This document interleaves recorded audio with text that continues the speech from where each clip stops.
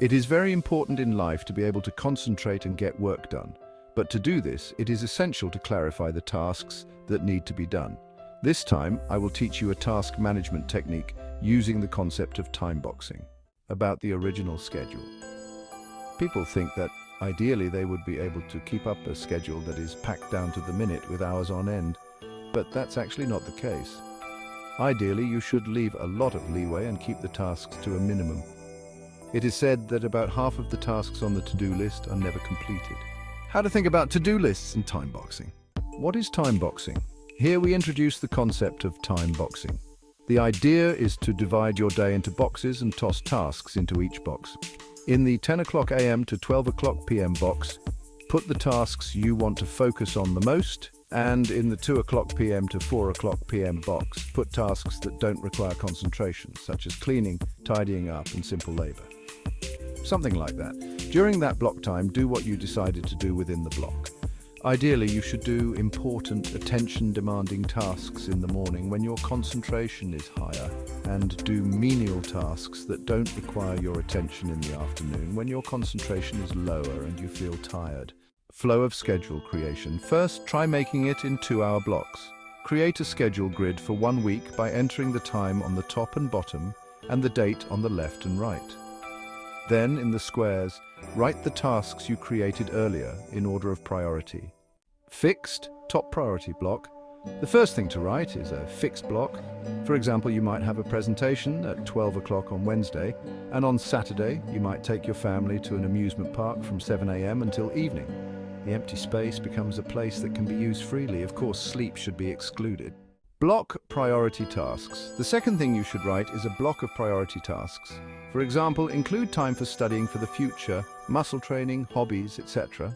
Communication and digital detox box. The third thing to write in is the communication and digital detox box. This is the time to intentionally meet the person you are preparing for. To put it more generally, it is an activity that continues to increase the level of happiness in your life over the long term. For me, this means going out, doing things I enjoy doing, and reading at the library or outdoors. And digital detox refers to time away from the internet and electronic devices. It is okay to carry a smartphone for emergency calls for work or to carry valuables, but opening SNS or news is prohibited. White space is time without any plans. Let's spend some time thinking about it. You can clean the house, wash the car, go for a bike ride around the neighborhood, or watch a movie. It would be a good idea to leave it in for about 2 hours on weekdays and 5 hours on holidays. This is time spent doing nothing. Spend 1 to 2 hours per week thinking about long-term life goals and reflecting on yourself. Reconsider your purpose in life and get away from the hustle and bustle of everyday life. I write in the Notes app on my iPad, but you can also take out an A4 sheet of paper, write on it, fold it, and put it in your pocket. It is a good idea to write down any points for improvement or improvements as notes. Divide fun tasks into sections. Instead of doing tasks that you find enjoyable all at once, try breaking them up and arranging them into smaller tasks. For example, when watching anime, watch 1 episode in the morning and 1 episode in the afternoon.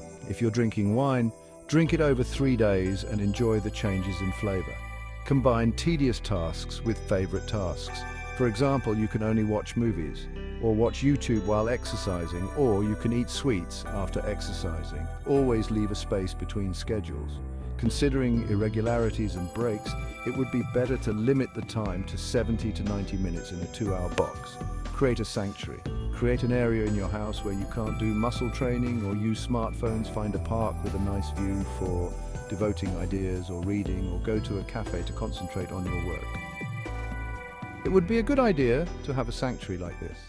If possible, make time to celebrate with someone important to you and say, "I achieved this goal."